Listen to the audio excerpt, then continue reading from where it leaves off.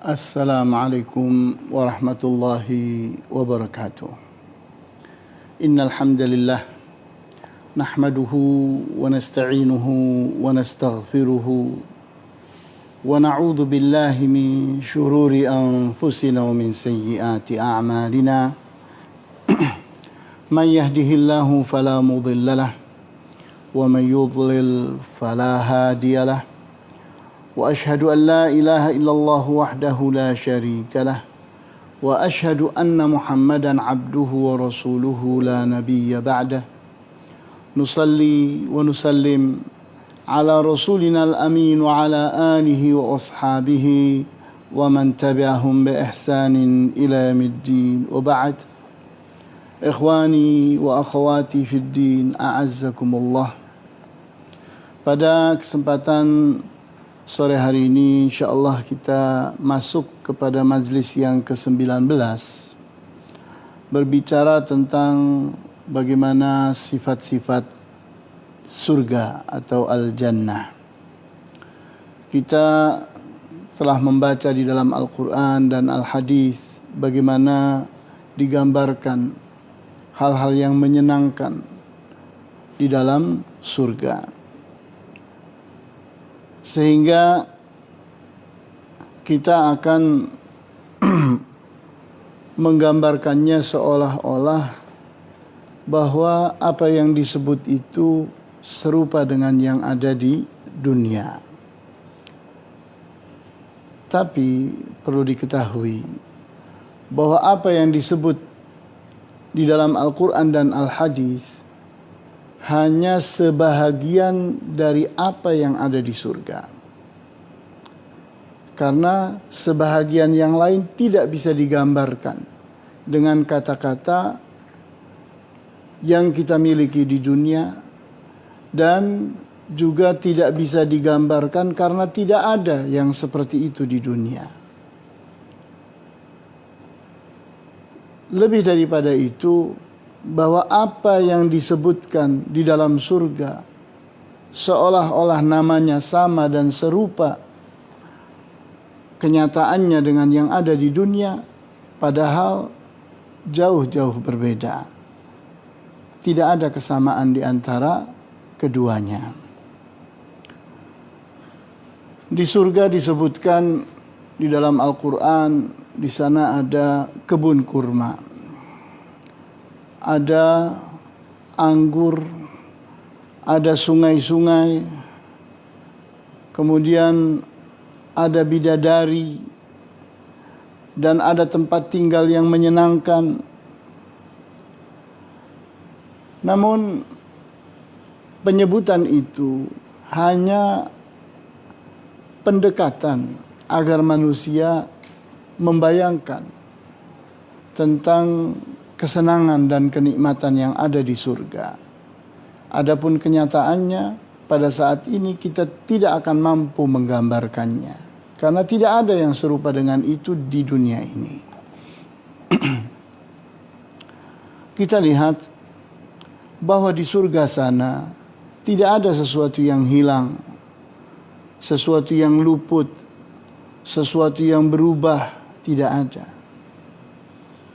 Semua yang ada di surga itu sesuatu yang bertahan, sesuatu yang tidak mengenal rusak. Sehingga manusia yang ada di surga itu semuanya masih muda, semuanya kuat. Di sana tidak ada sakit, tidak ada orang tua, tidak ada berbagai kelemahan-kelemahan yang ditimbulkan oleh adanya bakteri, adanya virus, adanya berbagai macam jamur dan seterusnya. Itu semua hanya ada di dunia. Di surga tidak ada. Sehingga kenikmatan yang ada di surga tidak terbayangkan. Kita membayangkan bagaimana kalau dunia ini semuanya orang-orang yang kuat, orang-orang yang sehat, tidak ada penyakit, tidak ada virus, tidak ada bakteri, tidak ada jamur. Ini saja sudah sulit untuk kita bayangkan. Karena hal itu tidak mungkin ada di dunia. Di saat kita berada di udara lepas, berarti kita berada pada resiko itu semua. Di surga tidak ada orang sedih, tidak ada orang gundah gulana, stres, tidak ada orang mati, tidak ada pertikaian perselisihan, tidak ada iri dan dengki. Semua orang yang ada di surga itu saling bersahabat, saling bersaudara, saling mencintai satu dengan yang lain. Di mana setiap orang di surga itu akrab dengan orang lain yang ada di surga itu pula. Merasa senang satu dengan yang lain, merasa bersahabat. Sehingga keadaan di surga itu tidak terbayangkan bagaimana menyenangkannya. Kita biasa di dunia ini hidup saling mencurigai, satu dengan yang lain iri dan dengki.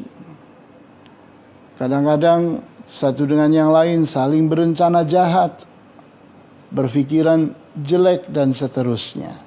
Hal itu semua hapuskan. Di surga tidak ada itu semua. Sehingga kita perhatikan salah satu ayat Al-Quran yang menggambarkan tentang surga.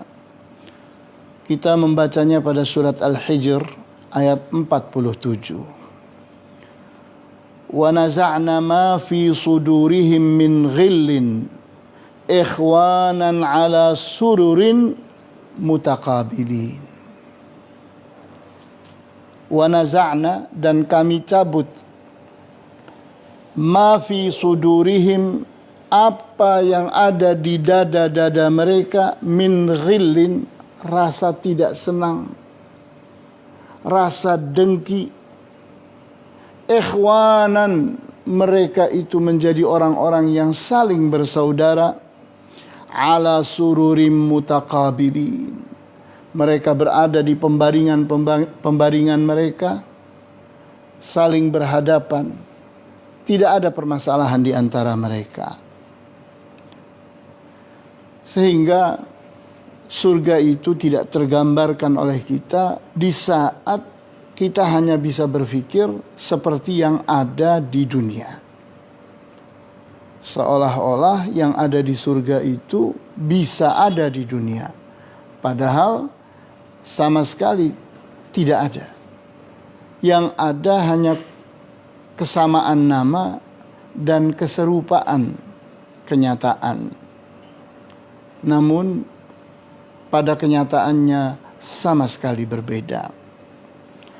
Oleh karena itu Al-Quranul Karim menggambarkan di antaranya di surat As-Sajdah ayat 17. Fala ta'lamu nafsum ma ukhfiya lahum min qurrati a'yunin jazaa'an bima kanu ya'malun.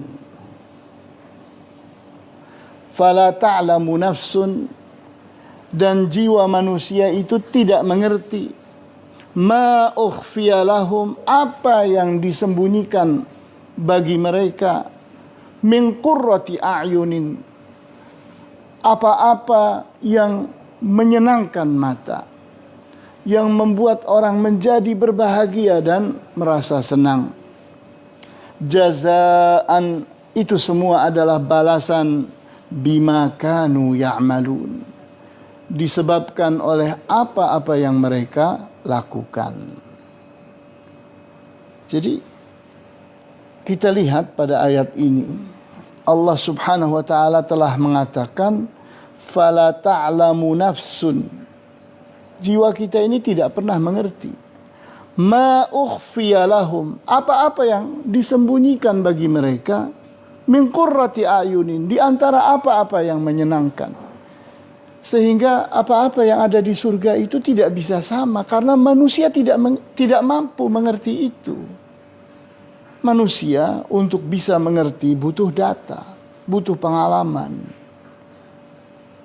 Sedangkan untuk mendapatkan datanya, satu-satunya arah adalah Allah menceritakannya. Kemudian butuh pengalaman. Dari mana pengalamannya? Kita belum pernah masuk ke dalam surga. Sehingga dengan demikian bisa dipastikan bahwa yang ada di surga itu kita pada saat ini tidak mampu untuk memahaminya. Dan tidak bisa kita membayangkannya, menggambarkannya. Karena surga itu adalah super kenikmatan. Kenikmatan-kenikmatan yang ada di sana adalah serba super. Sehingga di luar jangkauan pemikiran manusia. Amal saleh itulah yang menyebabkan Allah memberi rahmat, menyayangi, menyukai orang yang melakukannya. Sehingga semakin banyak seseorang itu beramal saleh sesuai dengan perintah Allah, sesuai dengan petunjuk Allah, maka semakin dekat dia kepada Allah. Kita lihat pada surat An-Nahl ayat 32. Udkhulul jannata bima kuntum ta'malun. Masuklah kalian ke dalam surga disebabkan oleh apa-apa yang kalian amalkan, kalian lakukan. Jadi kita lihat bahwa masuk ke dalam surga itu salah satu hal yang harus diperhatikan, bahwa kuncinya adalah kasih sayang Allah, rahmat Allah. Karena rahmat Allah inilah yang akan memasukkan ke dalam surga. Catatan yang kedua, untuk mendapatkan rahmat Allah itu kita harus beramal saleh. Sehingga disebabkan amal-amal kita inilah Allah menyayangi kita. Karena Allah menyayangi kita, Allah memasukkan kita ke dalam surga. Kemudian di antara hal yang memang berbeda antara apa yang ada di surga dengan apa yang ada di dunia ini, bahwa di surga sana tidak ada terik matahari, tidak ada pula dingin yang mencekam.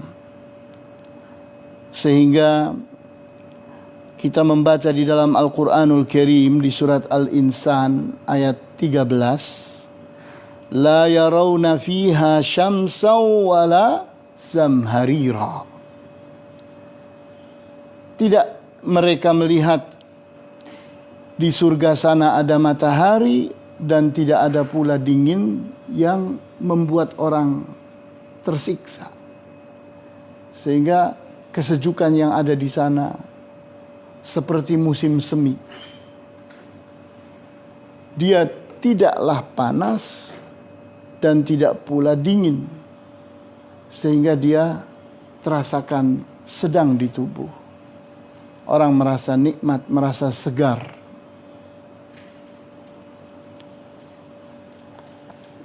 Kemudian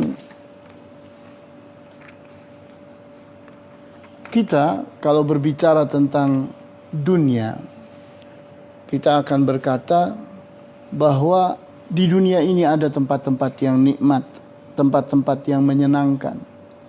Tapi pada saatnya kita memperhatikan, ternyata di dunia ini orang selalu berpindah-pindah tempat. Di saat dia merasakan kemarau, maka dia pergi meninggalkan negerinya ke tempat lain yang dianggap di sana sedang mengalami musim yang tepat buat dia. Di saat seseorang itu berada di negerinya terasakan mencekam dinginnya, maka dia pun pergi berpindah mencari tempat yang lain yang dirasakan nikmat baginya. Itu dunia.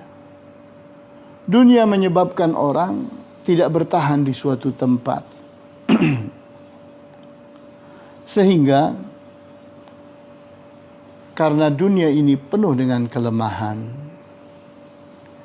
maka kita lihat tidak ada satu belahan di dunia ini, satu pilahan atau satu sisi dari dunia ini yang membuat seseorang merasa betah terus-menerus selama-lamanya. Tidak bisa.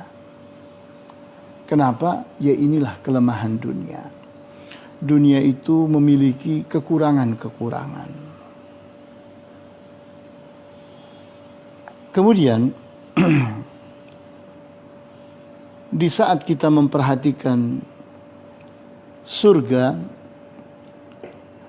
maka kita perhatikan hadis yang sahih diriwayatkan oleh Al-Bukhari dan Muslim, di mana Nabi SAW bersabda, "Inna fil jannati ma la 'ainun ra'at wa la udhunun sami'at wa la khatara 'ala qalbi bashar."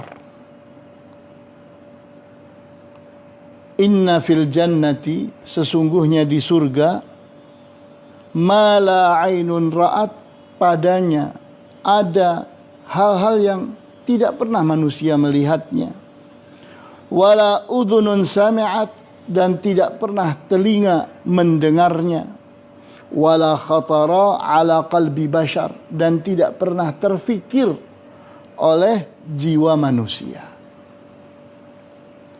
tidak pernah terbayangkan. Jadi dari hadis ini saja kita bisa mengerti bahwa surga itu memang tidak sebanding dengan dunia. Karena kandungan surga, apa-apa yang ada di surga itu adalah sesuatu yang kita tidak pernah melihatnya di dunia ini. Di saat kita mengatakan, kan di surga itu ada anggur, maka kita ingat, begitu kita sampai ke surga, kita akan dapati bahwa surga anggurnya berbeda dengan anggur yang ada di dunia. Anggur yang ada di dunia ini mudah busuk. Di saat kita mengambil satu tangkai anggur, ternyata ada yang matang, ada yang mentah, ada yang busuk. Dan di saat kita tidak makan beberapa hari, maka rusak semuanya. Namanya sama. Yang ada di surga adalah inab, anggur. Yang ada di dunia pun inab, anggur pula. Tapi ternyata berbeda. Di saat disebutkan di surga ada susu, ada laban, kita dapati di dunia pun ada. Tapi ternyata susu yang ada di dunia ini berbau binatang. Kemudian dia itu mudah busuk. Di saat kita buka beberapa jam, dia akan masam sampai menjadi basi. Itulah kelemahan-kelemahan yang ada di dunia. Kelemahan-kelemahan itu tidak ada di surga. Kemudian, di saat kita berbicara tentang bagaimana keadaan manusia yang ada di surga, kita bayangkan bahwa manusia yang ada di surga itu adalah manusia-manusia yang ada di puncak kebahagiaannya. Kita membayangkan bahwa orang yang berbahagia itu ada di puncak kesehatan, ada di puncak kekuatan, ada di puncak kesenangan, ada di puncak kemuliaan, dan seterusnya. Sehingga kita tidak bisa menggambarkan bagaimana kebahagiaan itu. Di saat kebahagiaan itu sudah mencapai kepada puncaknya. Karena kita selama ini berada di dunia, kebahagiaan itu bersifat kontemporer. Ada saat-saat tertentu kita merasa senang, tapi banyak saat-saat yang lain kita merasa sedih. Ada saat-saat tertentu kita merasa mudah, Tapi banyak saat yang lain kita merasa susah, merasa sulit. Ada saat-saat tertentu kita saling berkasih sayang dengan orang lain. Tapi banyak saat kita ternyata saling mencurigai, saling membenci, saling iri dan dengki. Dan seterusnya dan seterusnya. Sehingga apa yang ada di dunia itu, ini tidak bisa disamakan dengan apa yang ada di surga.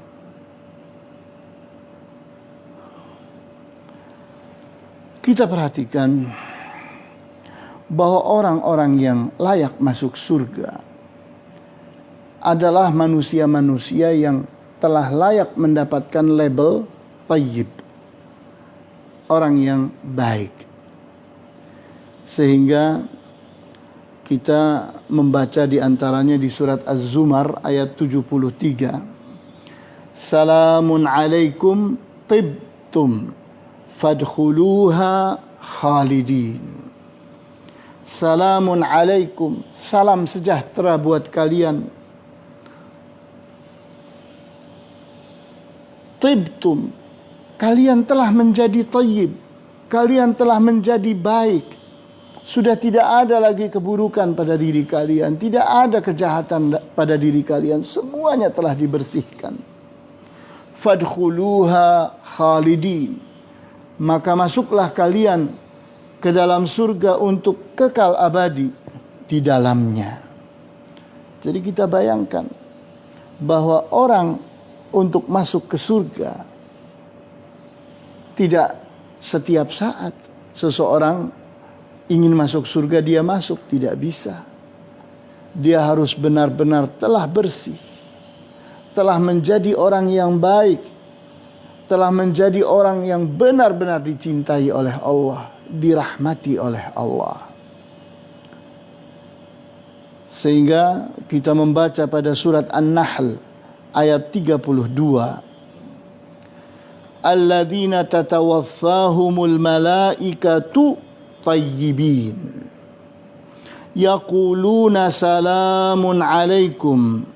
Udkhulul jannata bima kuntum ta'malun. Orang-orang yang diwafatkan oleh para malaikat dalam keadaan tayyibin, maka malaikat-malaikat itu akan berkata, salamun alaikum. Salam sejahtera buat kalian. Udkhulul jannata. Masuklah kalian ke dalam surga. Bima kuntum ta'malun. Disebabkan oleh apa-apa yang kalian amalkan, kalian lakukan di dunia. Sehingga di saat kita itu benar-benar ingin masuk ke dalam surga, maka hal yang harus benar-benar kita hilangkan dari diri kita adalah rasa malas, sikap malas. Kita harus menjadi orang yang rajin, orang yang semangat dalam beramal saleh, semangat dan gigih untuk memperbanyak amal-amal saleh. Dan jangan pernah menunda. Setiap ada kesempatan terbuka, rebut, ambil. Jangan ditinggalkan, jangan ditelantarkan kesempatan itu. Karena kesempatan itu belum tentu akan berulang buat kita.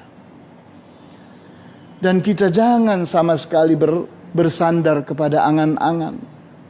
Seolah-olah sudah cukup yang ada pada diri kita untuk bisa masuk ke dalam surga.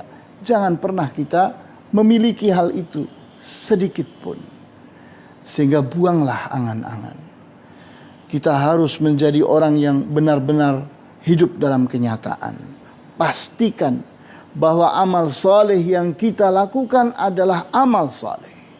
Pastikan bahwa ini sesuai dengan perintah Allah, sesuai dengan petunjuk Allah. Tidak bergeser, tidak berubah sedikit pun dari perintah Allah. Sehingga kita memastikan bahwa ini akan menyebabkan Allah cinta kepada kita. Allah suka kepada kita. Karena ini adalah sesuatu yang merupakan petunjuknya.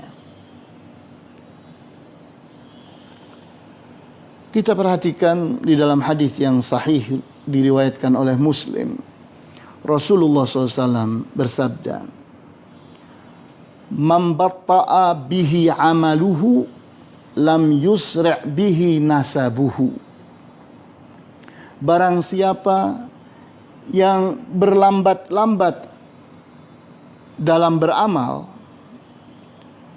maka nasabnya tidak akan mampu mempercepatnya.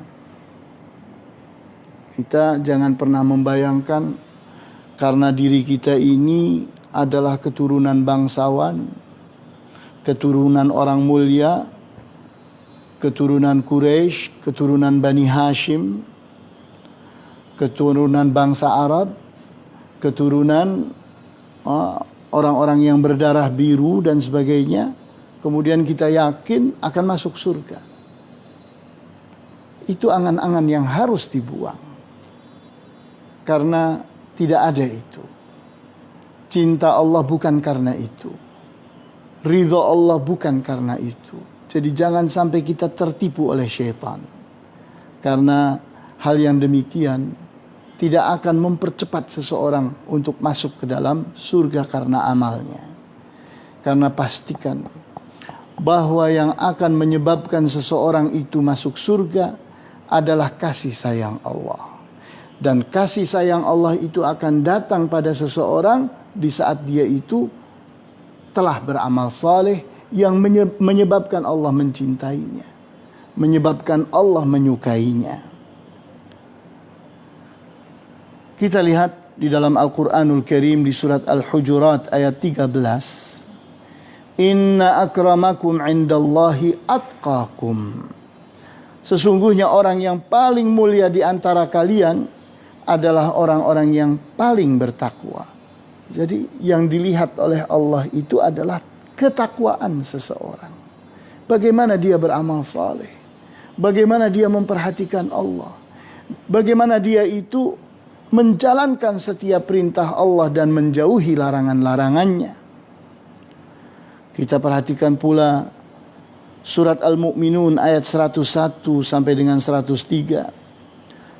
فَإِذَا نُفِخَ فِي الصُّورِ فَلَا أَنْسَابَ بَيْنَهُمْ يَوْمَئِذٍ وَلَا يَتَسَاءَلُونَ. Dan jika telah ditiup trompet sangkakala, maka sudah tidak ada lagi hubungan nasab di antara para manusia dan mereka tidak akan saling bertanya tentang nasab mereka. Faman thaqulat mawazinuhu faulaika humul muflihun. Maka barang siapa yang berat timbangan amal kebaikannya, maka mereka itulah orang-orang yang akan jadi pemenang. Orang-orang yang jaya, orang-orang yang berbahagia. Wa man khaffat mawazinuhu faulaika alladzina khasiru anfusahum fi jahannama khalidun. Dan barang siapa yang ringan timbangannya, maka mereka itulah orang-orang yang merugikan diri mereka sendiri, dan mereka akan berada di api neraka jahanam untuk selama-lamanya. Jadi kita lihat pada ayat ini Allah menafikan nasab, bahwa nasab itu tidak menyelamatkan orang, karena nasab itu tidak punya pengaruh apa-apa terhadap Allah.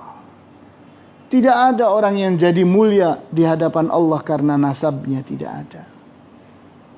Sehingga kita harus ingat kembali bahwa kewajiban kita adalah kembali ingat bahwa yang akan mengangkat kita pada pandangan Allah adalah amal soleh kita, ketakwaan kita. Maka kita lepas sikap kita bersandar kepada nasab kita. Kemudian harta. Jangan pernah seseorang berpikir bahwa hartanya akan menyelamatkannya. Tidak bisa. Begitu pula jah atau kehormatan kekuasaan, kebangsawan seseorang ternyata tidak punya pengaruh apa-apa.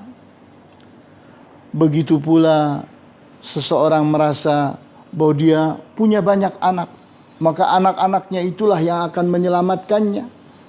Maka jangan bersandar kepada itu. Sehingga satu-satunya yang harus difokus, harus diperhatikan penuh oleh seorang manusia untuk masuk surga adalah amal salihnya. Jangan pernah berpikir tentang amal soleh orang lain. Tidak akan seseorang itu masuk surga karena amal soleh orang lain. Maka yang harus diperhatikan adalah amal soleh dirinya.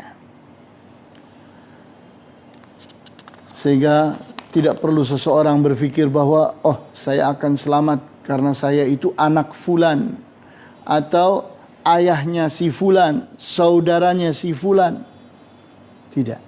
Tidak ada pengaruh itu di hadapan Allah Subhanahu wa taala. Kita lihat Nabi Ibrahim alaihissalam sebagai ulul azmi, sebagai rasul yang menjadi kekasih Allah.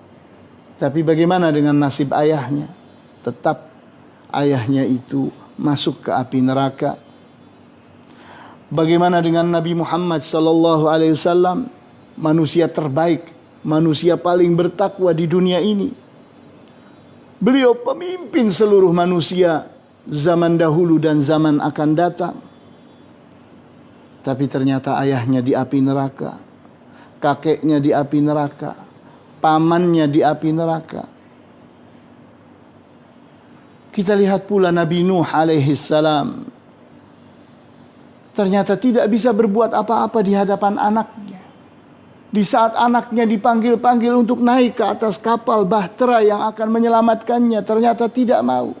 Maka anaknya pun tidak tertolong. Walaupun dia adalah anaknya Nabi Nuh alaihi salam.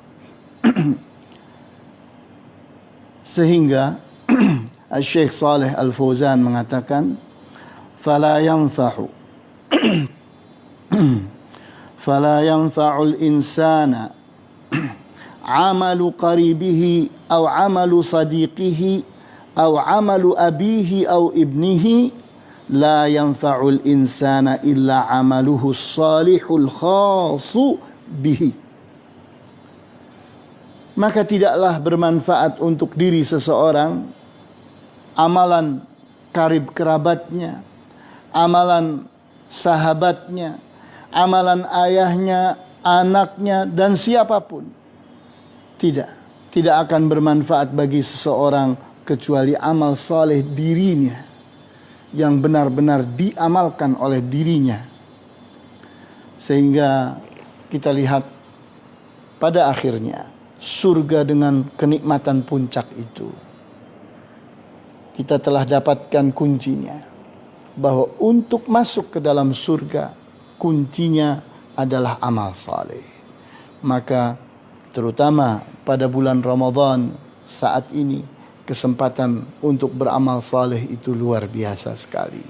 Jangan sampai kita menyia-nyiakannya. Maka kita perhatikan pertanyaan dari saudara-saudara kita. Ada pertanyaan, Ustaz, untuk menjadi orang yang baik dan mendapatkan rahmat Allah, syarat atau caranya bagaimana?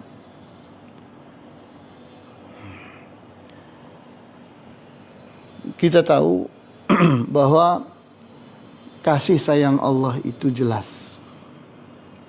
Allah telah mengulang-ulang namanya, bahwa Dia adalah Ar-Rahman, Ar-Rahim, Maha Pengasih dan Maha Penyayang.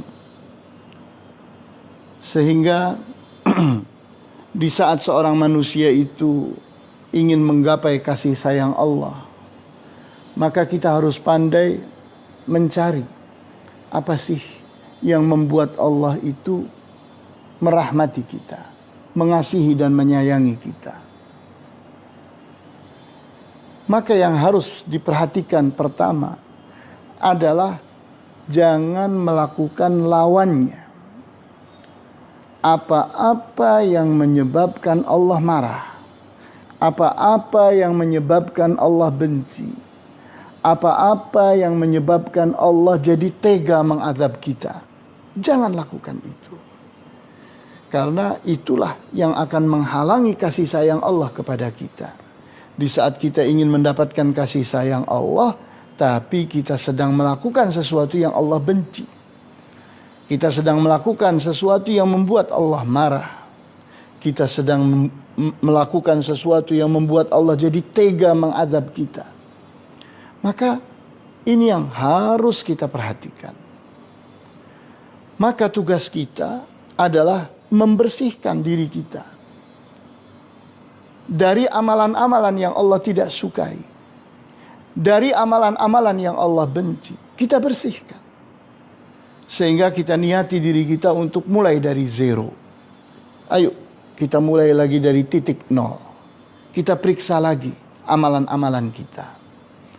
Kita pastikan bahwa semua yang kita amalkan Allah menyukainya, Allah menyenanginya. Semua yang kita amalkan akan menjadi faktor yang akan menyebabkan kasih sayang Allah. Faktor yang akan membuat kita ini semakin dekat dengan Allah. Maka hal itu diantaranya adalah dengan kita mempelajari Al-Quran dan Al-Hadis. Inilah sumber petunjuk Allah. Sumber petunjuk Allah itu Allah telah turunkan ke dunia ini dan telah sampai kepada kita, ada di hadapan kita Al-Quran dan Al-Hadis. Syarat akan petunjuk-petunjuk Allah tentang apa-apa yang Allah sukai, Allah senangi, Allah cintai. Maka pelajari itu. Terus kita lakukan. Kita jangan pernah menjadi orang yang bodoh. Di saat kita menganggap bahwa waktu yang kita berikan untuk mempelajari apa-apa yang di luar Al-Quran dan Al-Hadis ternyata menyita kesempatan kita untuk mempelajari Al-Quran dan Al-Hadis. Di saat kita tahu bahwa kebutuhan kita kepada Al-Quran dan Al-Hadis itu luar biasa sekali. Kemudian seseorang berpikir bahwa ini baik. Kenapa? Karena ini karangan ulama. Kita bilang, bukankah itu ibadah? Ya, ini ibadah. Tapi kok caranya bukan datang di dalam Al-Quran dan tidak datang pula di dalam Al-Hadis. Ya tapi kan ini ulama. Kita bilang, apakah dia sudah masuk surga? Apakah dia pasti masuk surga? Apakah dia itu mesti selamat dari api neraka? Apakah semua yang dia bawa itu mesti benar, mesti baik, mesti Allah cintai, Allah sukai? Ini namanya kita bermain-main. Karena kita menyia-nyiakan kesempatan. Sudahkah kita menghabiskan pelajaran kita dari Al-Quran dan Al-Hadis sehingga kita mencari dari luar Al-Quran dan Al-Hadis? Sungguh ini kebodohan. Jangan sampai kita itu terkecoh oleh syaitan. Sehingga kita berkutat pada apa yang diajarkan oleh manusia, meninggalkan apa yang diajarkan oleh Allah dan Rasulnya. Barangkali ini yang bisa disampaikan pada kesempatan kali ini. Wallahu ta'ala a'lamu bis-shawab. Walhamdulillahi rabbil alamin. Wa sallallahu ala asyrafil anbiya'i wal mursalin. Wa ala alihi wa ashabihi ajma'in. Subhanakallahumma bihamdika. Ashhadu an la ilaha illa anta. Astaghfiruka. Wa atubu ilaik. Wassalamu alaikum warahmatullahi wabarakatuh.